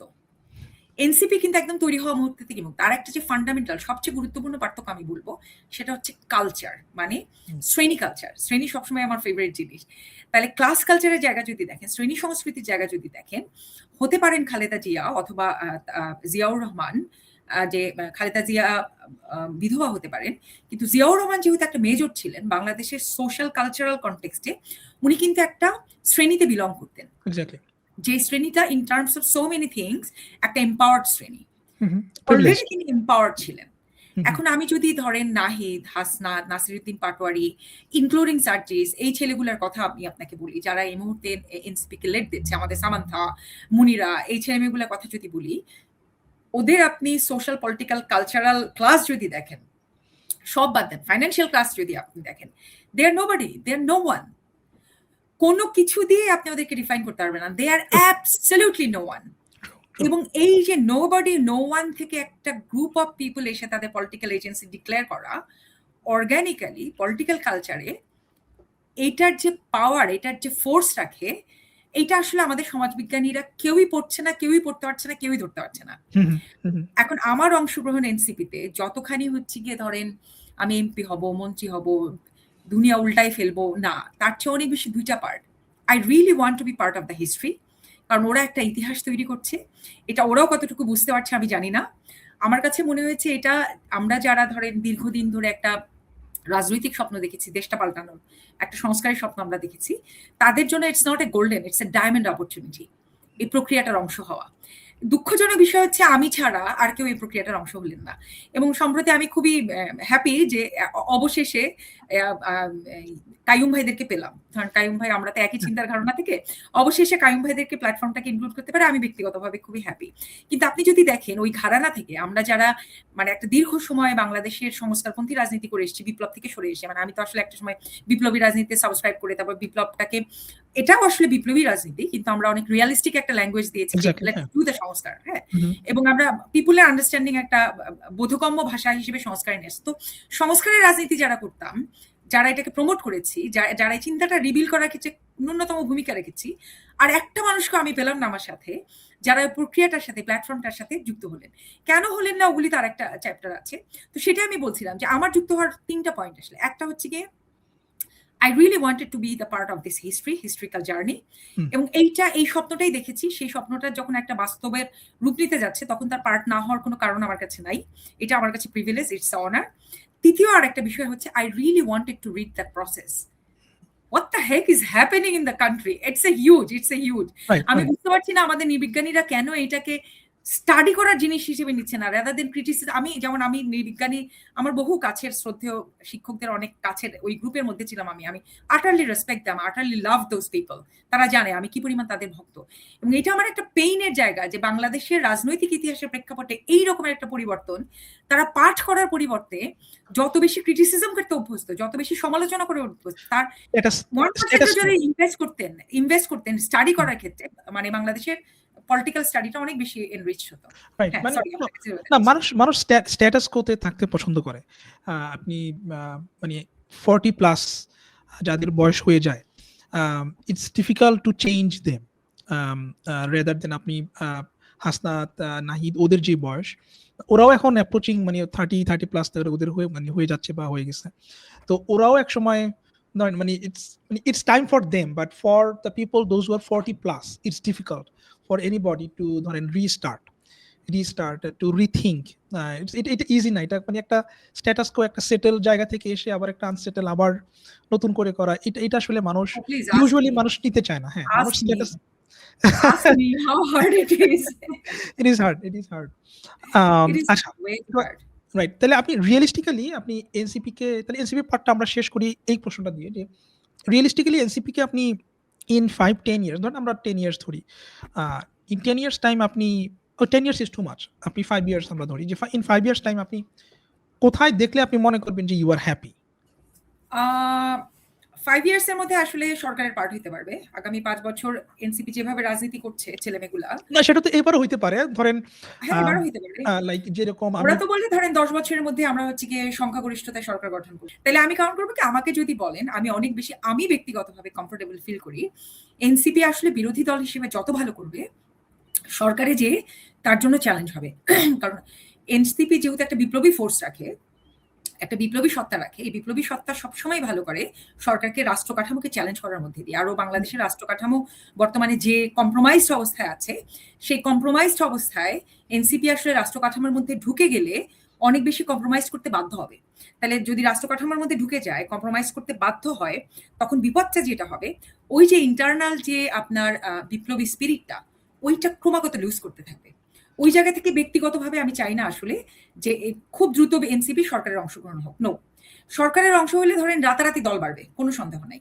দল বাড়বে কি, লোকের দল বাড়বে, পিপুলের লোক, বহু লোক এসে যুক্ত হবে, যেই লোকগুলোকে একটা স্টেজে সামাল দেওয়ার ক্ষমতা আমাদের থাকবে না। বিরোধী দলে গেলে যেটা হবে, হয়তো দেখা যাবে যে এক্সট্রা ফ্যাক্টটা ঝরে যাচ্ছে, এনসিপির এক্সট্রা ফ্যাক্টটা ঝরে যাচ্ছে, কিন্তু যে বিপ্লবী সত্তাটার স্ফুরণ ঘটবে, যে জুলাই অভ্যুত্থানের যে স্পিরিটটা রিভাইভ করবে, দ্যাট ইজ আনফ্রেডেবল। ওই কোয়ালিটিটা আনফ্রেডেবল। এবং ওইটা নিয়ে শুধু যদি আমরা ওই 300 পয়েন্টে ওয়ার্কআউট করতে পারি, NCP is unchallengeable. Okay, right, তাহলে আপনি অনেক আশাবাদী যে in 5-10 years NCP is gonna be a formidable force.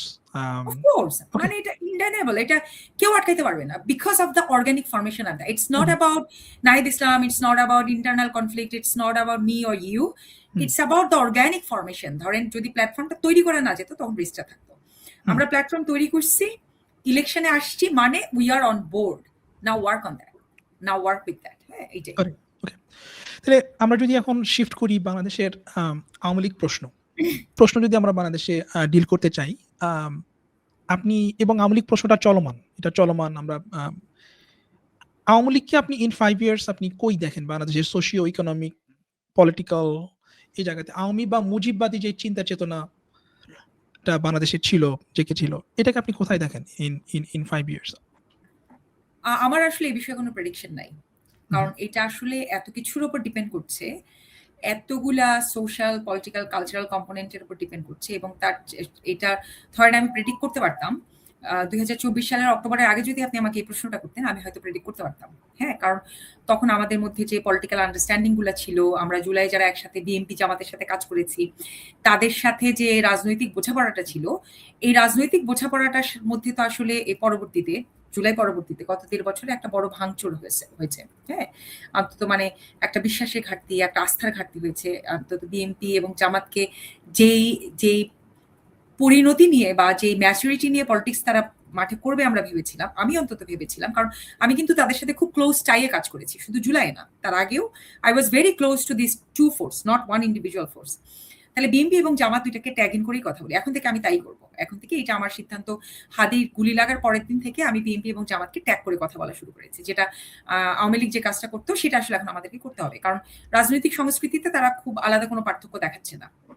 তো ওইটাই আমি বলছি যে আমাদের মধ্যে যে অলিখিত রাজনৈতিক একটা বিশ্বস্ততার চুক্তি ছিল, আমার কাছে মনে হয়েছে এই চুক্তিটা আসলে তারা ভঙ্গ করেছে এবং ক্ষতিগ্রস্ত হয়েছে। আমাদের মতো আশাবাদী অ্যাক্টিভিস্ট যারা তাদের সাথে কাজ করেছি, I feel betrayed. I feel betrayed by Jamaat and BNP politically. হ্যাঁ? এবং এই তারা ধরেন এনসিপিকে ভিলিফাই করার মধ্যে দিয়ে যে আমি বিট্রেড করছি, না। আমি বিট্রে ফিল করছি যে যেই ন্যারেটিভটা আসলে সবাই আমরা একসাথে ঐক্যমতভাবে একদম একসাথে ঐক্য করে যে আওয়ামী লীগের বাইনারি ন্যারেটিভটা আমরা ভাঙার জন্য দীর্ঘ অন্তত সলিড আকারে বললে 2015 সাল থেকে একেবারে এবং 2017 সাল 14 নির্বাচনের পর থেকে আর 2017 সাল থেকে বিশেষ করে 16তে যখন আপনার জঙ্গিবাদী আন্দোলনটা শুরু হলো, যে জঙ্গি নিধন প্রক্রিয়া যখন শুরু হলো গোপনটা, তখন আমরা গ্রুপ অফ পিপল 2017 সাল থেকে, এটা তো আর কোনো লিখিত চুক্তি হয়নি আমাদের মধ্যে, একটা অলিখিত সিভিল পলিটিক্যাল এগ্রিমেন্টের মধ্যে দিয়ে আমরা যারা আন্দোলন করেছি, যেখানে জামাত এবং বিএনপির একটা বিরাট অংশের শক্তিশালী লোকজন ছিলেন, যারা 2024 পর্যন্ত আমরা আন্দোলন করলাম, আমি তাদের কাছ থেকে বিট্রেড ফিল করি। তাহলে বিট্রেড কেন ফিল করি? যে তাহলে এই লম্বা সময়টা আমাদের আন্দোলনের মৌলিক জায়গাটাই ছিল যে এই যে আওয়ামী লীগের তৈরি করা বাইনারি, এই বাইনারিটা ভাঙতে হবে। এই বাইনারি কালচারাল পলিটিক্সের যে বাইনারিগুলো আছে, tap in code and code অনেকগুলো পলিটিক্যাল ন্যারেটিভ শব্দের রাজনীতি তারা করেছে, যেটা জানেন আপনারা সবাই ভালো করে জানেন। মুক্তিযুদ্ধ বনাম রাজাকার, শাহবাগ বনাম শাপলা, সংস্কৃতি বনাম ধর্ম, এই ধরনের বাইনারি রাজনীতি নিয়ে আমার লেখাও আছে অনেকগুলো। এই ধরনের বাইনারি রাজনীতির যে পলিটিক্স আওয়ামী লীগ করেছে, সেইটাকে ভাঙার জন্য আমরা যারা একসাথে কাজ করেছি, পরবর্তীতে কি দেখা গেল যে এই দুইটা দল সম্পূর্ণভাবে আলাদা হয়ে একদল ধর্ম বেছে নিল, একদল মুক্তিযুদ্ধ বেছে নিল। বেছে নিয়ে কি করলো? সম্পূর্ণভাবে তারা আওয়ামী লীগের রাজনীতিকে সাবস্ক্রাইব করলো। এবং ওই জায়গা থেকে আই ফিল বিট্রেড বাই আমার যারা সহযোদ্ধা যারা ছিলেন, তাদের দ্বারাই আমি বিট্রেড ফিল করি। সত্যি কথা, যেটা একদম আজকে আমি অ্যাডমিট করলাম, I feel betrayed by those people. কাজে সেই জায়গা থেকে আমাকে বলেন, যখন আমরা একসাথে আন্দোলন করতাম, তখন আমি আওয়ামী লীগকে যেভাবে আমি পোর্ট্রেট বা যেভাবে চিন্তা করতে পারতাম, এখন আমি এভাবে এত সহজে বলতে পারি না। লড়াইটা অনেক দীর্ঘ হবে, কারণ আওয়ামী লীগ তো আসলে শুধু যে একটা রাজনৈতিক দল না, তাদের যে সবাই আমরা এখন যেটা বলা শুরু করেছি যে তাদের যে সাংস্কৃতিক পাটাতন, ওই সাংস্কৃতিক পাটাতন এবং চিন্তার জায়গাটাই যদি আপনি ধস নামাতে না পারেন, তাহলে আসলে আপনার এই যে আওয়ামী লীগের রাজনীতি থেকে মুক্তি নাই। ধরেন এই একটা ব্যানারটাকে ক্রোপ করার মধ্যে দিয়ে, কিন্তু করতে হবে, ব্যানারটাকে ক্রোপ করতে হবে তার সন্ত্রাসী কার্যক্রমের জন্য। বাংলাদেশের সার্বভৌমত্বের প্রশ্নে এবং বাংলাদেশের মানুষের নাগরিকের জানমালের নিরাপত্তার প্রশ্নে we don't have any alternative. Awami লীগের ব্যানারে অন্তত আগামী 10 বছর আপনি রাজনীতি করতে দিতে পারবেন না। দিলেই আপনার বাংলাদেশের আপাময় জনগোষ্ঠী একটা বড় রকম হুমকির মধ্যে, বাংলাদেশের সার্বভৌমত্ব একটা বড় রকম হুমকির মধ্যে। কারণ আজকে যদি আপনি আওয়ামী লীগকে বাংলাদেশে খুলনাম খোলা ব্যানার নিয়ে রাজনীতি করতে দেন, কালকেই সবচেয়ে বড় এগ্রিমেন্টটা হবে তার ভারতের সাথে।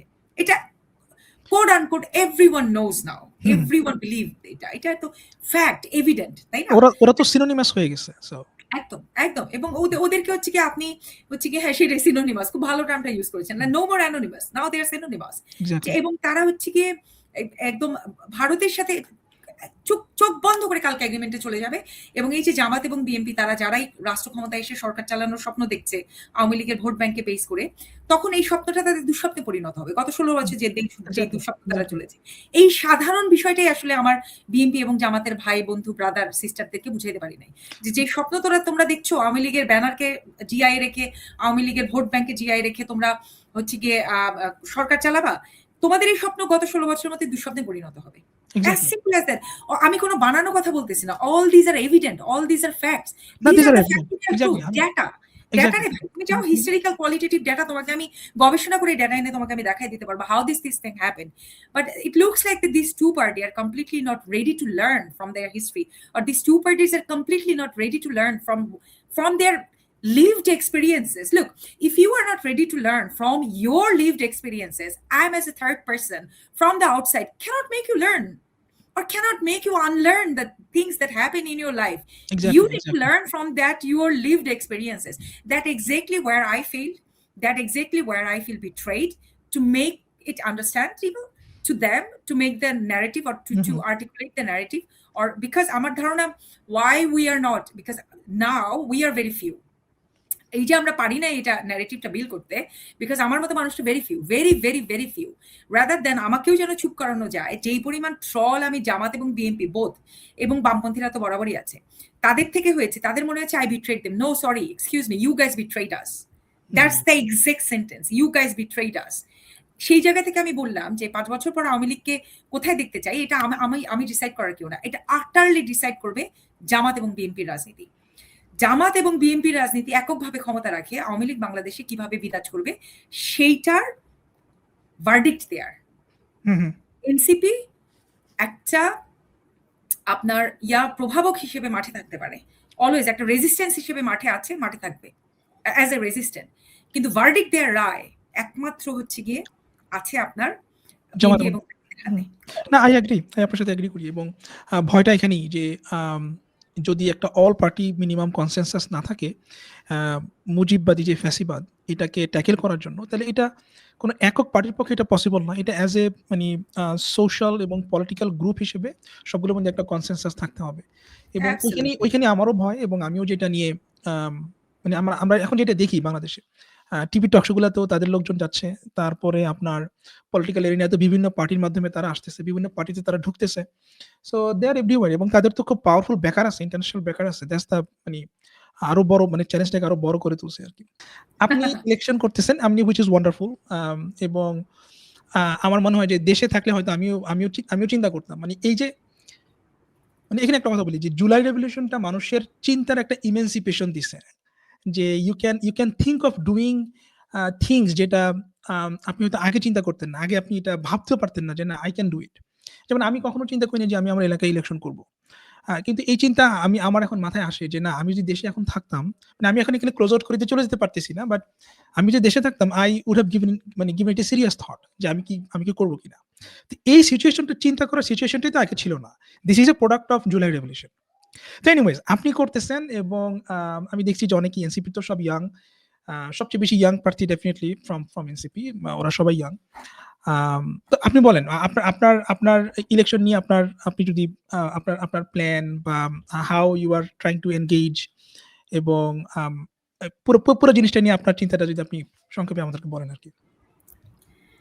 ইলেকশনে আসার চিন্তাটা ধরেন ওইটা ওই যে ধারাবাহিক প্রক্রিয়ারই একটা অংশ হিসেবে আসা। প্রথমে নাগরিক কমিটিতে যুক্ত হওয়া, তখন আমি ভাবলাম আচ্ছা শুধু নাগরিক কমিটি পর্যন্তই থাকবো। আমি ওই অনুভূতিটার কথা আপনাকে বলি, যেদিন এনসিপি পার্টি ঘোষণা হলো, হ্যাঁ, তখন তার আগ পর্যন্ত নাগরিক কমিটিতে আমি কাজ করছি, এবং হচ্ছে কি আমি গ্লোবাল সেন্ট্রাল ডায়াসপোরার কোঅর্ডিনেটর, আমি জানি না আপনি জানেন কিনা। তো তখন সেন্ট্রাল ডায়াসপোরাটা আমি গুছাচ্ছি অ্যাজ এ নাগরিক কমিটি হিসেবে। হ্যাঁ, তো পার্টিটা যখন হচ্ছে, আমাকে রাত ৩টার সময় মাহফুজ ফোন দিয়েছে। মাহফুজের ফোনটা আমি ধরতে পারি নাই, that's the first time Mahfuz আমাকে কল করলো। তা আমি ফোনে দেখে, আমি মাহফুজের ফোন দেখে আমার মনে হচ্ছে আচ্ছা okay, there is something. Then next call আমি দেখলাম যে তাসনিম জারা কল করেছে। I couldn't receive, Tasnim Zara কলটা করতে হয়নি। তারপর দেখি যে মানে যেহেতু টাইম ডিফারেন্সে থাকি, যারা বোধহয় আমাকে টেক্সট করেছে, সরি কল না, যারা আমাকে টেক্সট করে রেখেছে যে আপু পার্টিতে আপনার নাম দিয়েছি। হ্যাঁ, ওইটা দেখে তখন আমার মধ্যে রিয়াকশন হয়নি ওইভাবে। আমার বাংলাদেশে হচ্ছে পার্টি ঘোষণা হবে ৩টার দিকে, এদিকে আমার এখানে ধরেন মানে ৮.৫ ঘন্টা পরে পার্টি ঘোষণা হবে, এরকম আর কি। আমাকে ওরা রিচ আউট করতে পারছে না। তারপরে হচ্ছে সারোয়ার, আমি দেখি সারোয়ার তুষারের মনে হয় প্রায় ৭টার মতো কল। সারোয়ার তুষার রাষ্ট্রচিন্তার থাকার ফলে ওই সময় একটা খুব ভালো একটা রাজনৈতিক বন্ধুত্ব, মানে অনেক ছোট তো, মানে খুবই আদরের রাজনৈতিক ছোট ভাই ছিল।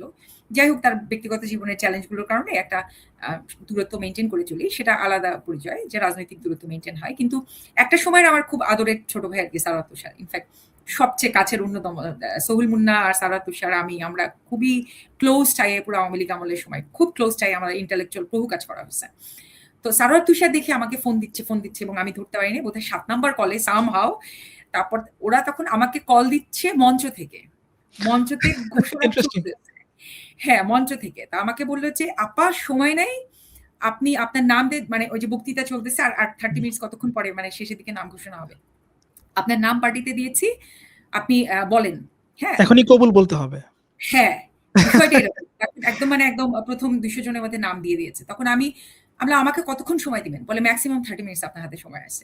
হ্যাঁ, আমি এবং ওই সময়ের অনুভূতি আমি আমার জীবনে আমি খুবই কনফিডেন্ট মানুষ। আমাকে আপনি সহজে নার্ভাস করতে পারবেন না। That's very difficult. ধরেন বিশ্ববিদ্যালয় জীবনে ছাত্রলীগের সাথে লিটারেলি হাতাহাতি মারামারি করে এসেছি। আমরা কিন্তু হাতে মারামারি করি। মানে আমি মেয়ে হিসেবে আমি মারামারি করে এসেছি আক্ষরিক অর্থে। আমাকে চিনতই ওখানে হচ্ছে কি জাহাঙ্গীরনগর বিশ্ববিদ্যালয়ে একদম মানে মারামারি করা গুন্ডা লাইনে। বামপন্থীদের মধ্যে আমাকে মিছিলে গেলে আন্দোলনে গেলে আমার বড় আপারা সবসময় হাত ধরে পিছনে টেনে রাখতো। কারণ আমার মাথা গরম হয়ে গেলে আই ডোন্ট কেয়ার আমি মারামারি করতে চলে যাই। হ্যাঁ?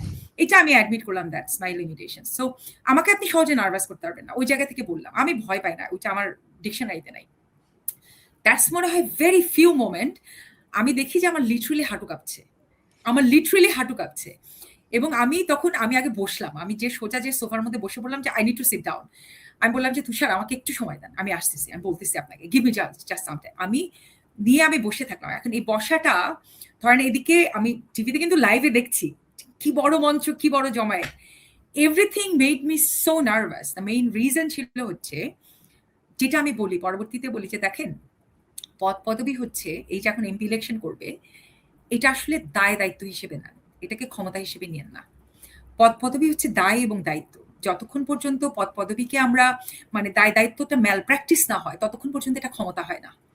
ক্ষমতা তখনই হয় যখন আপনি আপনার দায়কে ম্যাল প্র্যাকটিস করেন। হ্যাঁ, যখন আপনি এটাকে খবরদারি পর্যায়ে নিয়ে যান তখন এটা ক্ষমতা হয়। আর আপনি যদি রিজনাল থাকেন তাহলে এটা ভাই আপনার দায় এবং দায়িত্ব। You are committed to something, you are committed to the people to serve them.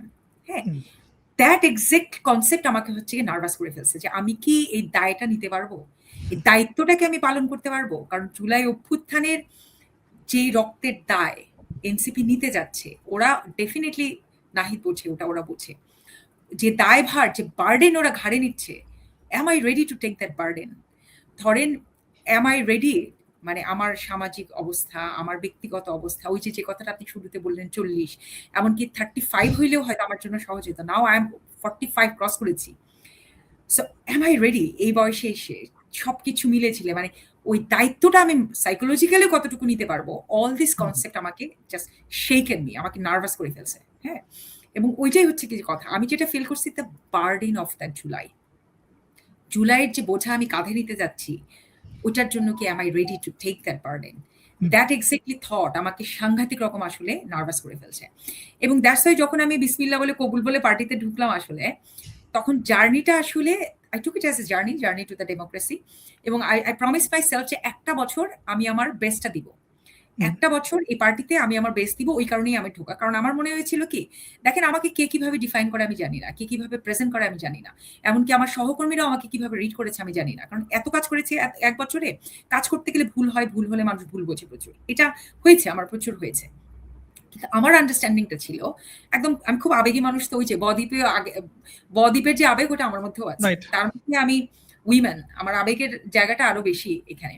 আমার যে আন্ডারস্ট্যান্ডিংটা ছিল ধরেন জুলাইয়ে যারা যেই 2000 মানুষ আত্মাহুতি দিল, শহীদ হলো, যে 33,000 মানুষ আসলে পঙ্গু হলো এবং চোখ হারালো। আমি যদি মনে করি ধরেন ঠিক আছে অনলাইনে আমরা আমাদের মতো ফাইট দিয়েছি, অনেকে অনলাইন যোদ্ধা বলে, বাট আমার কাছে মনে হয়েছে না, আই ডিডন্ট ডু ইনাফ। আমি আসলে ইনাফ করি নাই। আমি দেশে থাকলে আমি যা করতাম তার কিছুই আমি আসলে করতে পারিনি। এবং দেশে থাকলে আই নো ফর শিওর আমি কি করতাম, আমি জানি আমি কি করতাম, আমি কোথায় থাকতাম আমি জানি, এটা নিয়ে আমার কোনো ডাউট নাই। অন্য লোকের ডাউট থাকলে ওই জায়গা থেকে আমার কাছে মনে হয়েছে আই ডিডন্ট ডু ইনাফ। আসলে যে মানুষগুলো 2000 মানুষ যদি শহীদ হতে পারে compare to them, I didn't do nothing. এবং এই এক বছরটাকে আমি নিয়েছিলাম এটা আমার জন্য golden opportunity, diamond opportunity to do something, to repay back. আসলে পে ব্যাক করার আমার কাছে মনে হয়েছে যে একটা সুযোগ আমি পেয়েছি, let's take the opportunity, then I হ্যাঁ করি। এবং আমি তখন যেটা করলাম ডায়াসপোরাতে গত 1 বছর 1 ইয়ার, এই চিন্তাটা আসলে আমি যখন নাগরিক কমিটি থাকতে ডায়াসপোরার দায়িত্বটা নিলাম তখনই ছিল যে আমি একটা বছর আসলে কাজ করব। I trade off my personal life, I trade off my personal health, I trade off my personal family time, I trade off my professional time. ধরেন একটুখানি বুদ্ধি আছে আমার, তখন আপনি এর মধ্যে বুঝতে পেরেছেন যে আমার কিছু ইন্টেলিজেন্সই রাখি। So I was really good at my professional life. হ্যাঁ, আমি আমার প্রফেশনাল লাইফে ভালোই, আমার লিঙ্কডইন প্রোফাইলটা যথেষ্টই রিচ, যদিও আমি সেফটি সিকিউরিটির কারণে for the certain time period এটা আপডেট করি নাই। হ্যাঁ, but it's quite a good. আমার লিঙ্কডইন প্রোফাইলটা ধরেন অস্ট্রেলিয়ায় একটা ভালো চাকরি পাওয়ার জন্য ভালো, নট ব্যাড। হ্যাঁ, তো I trade off my professional life too, but still I felt মানে আমার কাছে মনে হচ্ছিল কি যে ব্যক্তিগত স্যাক্রিফাইস গুলো না করলে আমি বলতে পারবো না I did something. If I couldn't and didn't trade off my this personal area. এখন যেমন অন্তত ইতিহাসে আমি বলতে পারবো, ভাই দেখো আমিও কিছু স্যাক্রিফাইস করছি। আমি হয়তো মরি নাই, আমি হয়তো চক্ষু হারাই নাই, কিছু করি নাই, কিন্তু একটা বছর প্রবাসের রাজনীতিটা এস্টাবলিশ করার ক্ষেত্রে আমি একটা রোল প্লে করেছি। যে রোল প্লে করার ক্ষেত্রে আমার হয়তো ব্যক্তিগত অনেক ধরনের স্যাক্রিফাইস আছে, বাট আই ডোন্ট মাইন্ড। আমার কাছে মনে হয়েছে এই স্যাক্রিফাইসটা হচ্ছে আমার পে অফ। স্যাক্রিফাইস বলবো না, এটা আমার পে অফ। বিভিন্ন জন বিভিন্নভাবে বলে। তো পে অফের অংশ হিসেবে এখন যখন ধরেন আমি আসলে ইলেকশনে দাঁড়ানো আমার মাথার মধ্যেও ছিল না। That was the last thing came to my mind. That was the last thing came to my mind. I am a fighter. যেখানে ঢুকি অনেকে বলে যে আপনি প্লেয়ার আছেন। আমি প্লেয়ার শব্দটা নেই না, আমি I am a fighter. I know how to fight. I know how to fight in a war. I know how to win. So এটা হচ্ছে কি আমার স্ট্রেংথ। ওই জায়গা থেকেই বলবো ওকে আমি জানি না কি, but I know how to win. Let's see. একটু উচ্চ রাখলাম আর কি। রাইট। না, আপনার জন্য মানে আমি চাই যে জুলাইয়ের কিছু ফ্রেশ ফেস তারা ইলেকশনে জিতবে এবং তারা সংসদে যাবে এবং বাংলাদেশের ট্রেডিশনাল পলিটিশিয়ানদেরকে তারা তাদের ট্রেডিশনাল পলিটিক্সকে তারা চ্যালেঞ্জ করবে। They would make it harder for them. জিও রহমান যেরকম বলছিল যে I will make politics harder for the politicians. So hopefully যে আমাদের এই ফ্রেশ নতুন ফেসগুলো তারা এটা করতে পারবে। লাস্ট কোয়েশ্চেন আপনার কাছে হচ্ছে ওসমান হাদিকে নিয়ে। ওসমান হাদিকে যে শর্টগুলো সে যে এবং আপনি দেখবেন যে জুলাই নিয়ে অনেক হতাশা আছে, মানে স্পেশালি ইয়াংদের মধ্যে অনেক হতাশা আছে এবং সর্বশেষ এই ঘটনা। তো যে হতাশ হয়ে গেছে জুলাই নিয়ে একটা অংশ আছে, ভালো একটা অংশ আছে যারা জুলাই নিয়ে হতাশ হয়ে গেছে এবং ওসমানের হাদির এই ঘটনার পরে, এবং এটা শুধু হতাশার মধ্যে নেই, এটা একটা ফিয়ারও ক্রিয়েট করছে, কালচার অফ ফিয়ার, যে ইফ ইউ গো মানে যদি তুমি বেশি বাড়ো তাহলে আমি তোমাকে দেখে নিব। তাদের জন্য আপনি কি বলবেন?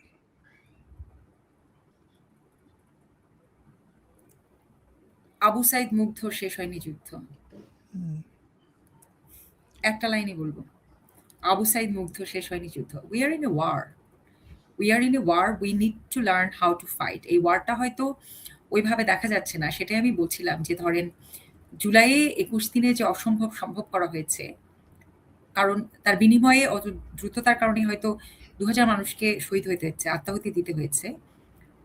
কিন্তু এখন যেটা আছে এটা অনেক লম্বা যুদ্ধ এবং লম্বা ফাইট। এটা গণতন্ত্রের দিকে যাওয়ার পথে কেউ বলে নাই রাস্তাটা খুব স্মুথ হবে, রাস্তাটা বন্ধুর হবে।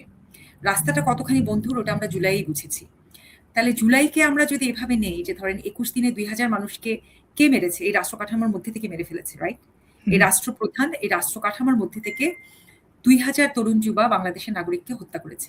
করতে যে পারলো এটাই বলে দেয় যে আমাদের এই ভবিষ্যৎ যাত্রাটা সহজ হবে না, কারণ আমরা তো চেঞ্জগুলো করতে পারি নাই এবং আমাদের পথটা বন্ধুরই হবে, কণ্টকার্ণী হবে। তাহলে এই পথের যে অবস্ট্রাগল, সেই অবস্ট্রাগলের মধ্যে এই যে আমি বলবো না ইনএভিটেবল, কিন্তু এই যে হাদির মতো, ওসমান হাদির মতো মানুষগুলাকে আমরা আমাদের সর্বোচ্চ চেষ্টা থাকবে, আমাদের লড়াইটা ওই কারণে, রেজিস্ট্যান্সটা ওই কারণেই থাকবে যেন আর কোনো এর ধরনের জুলাই যোদ্ধা সহ যারাই গণতন্ত্রের পক্ষে যোদ্ধা হবেন তাদেরকে হারাতে না হয়। ওই কারণেই আমরা রাজনীতিতে নাম লিখিয়েছি আবার করে। সেটাই থাকবে, মেসেজ থাকবে এটাই যে আবু সাইদ মুগ্ধ শেষ হয়নি যুদ্ধ। Don't get frustrated, rather build the resistance, build the power resistance. নিজেদের সাইকোলজিক্যালি রেডি করেন, নিজেরা রেডি হন এবং প্রত্যেকটা জায়গায় সমাজে, সাংস্কৃতিক অঙ্গনে, পলিটিক্যাল অঙ্গনে হারার আগে হেরে যায় না রে ভাই। মেসেজ একটাই, হারার আগে হারেন না। যেই রেজিস্ট্যান্স পাওয়ার আপনারা জুলাইয়ে দেখিয়েছেন, ওই রেজিস্ট্যান্স পাওয়ার এখন বরং আরো স্লো, তো ধীরে। তো এখন তো কেউ এসে আপনাকে গণহারে ধরে মেরে ফেলবে না, মেরে ফেলছে না। তো তাহলে ওই রেজিস্ট্যান্স নিয়ে রাস্তায় থাকেন, জারি থাকেন, নিজেদের যত্ন নেন, মন মাথা স্বাস্থ্যের যত্ন নেবেন, সামাজিক মানুষ হবেন, রাজনৈতিক মানুষ হবেন, মোর ডেমোক্রেটিক হবেন, কিন্তু রেজিস্ট্যান্সটা ছাড়বেন না, রাস্তা থেকে ছাড়বেন না। মোর কনস্ট্রাকটিভ হইতে এখন আমাদের রেজিস্ট্যান্সটা জুলাই যেরকম ডিস্ট্রাকটিভ রেজিস্ট্যান্স ছিল, ওই ডিস্ট্রাকশনটাকেই এখন কনস্ট্রাকটিভ রেজিস্ট্যান্সে নিয়ে আসতে হবে। রেজিস্ট্যান্সটা থাকবে কনস্ট্রাকটিভ রেজিস্ট্যান্সের মধ্যে দিয়ে। We need to work towards the democracy through a democratic process. এটাই হচ্ছে কি মেসেজ দেয়া। Thank you. আপনার অনেক সময় নিয়ে ফেললাম। আমি ভাবছি যে আমরা 1 ঘন্টা কথা বলবো, বাট আই থিঙ্ক এটা এখন 1.5 ঘন্টার মতো হয়ে গেছে। But I enjoyed the conversation. খুব ভালো লাগলো আপনার সাথে কথা বলে। Thank you so much.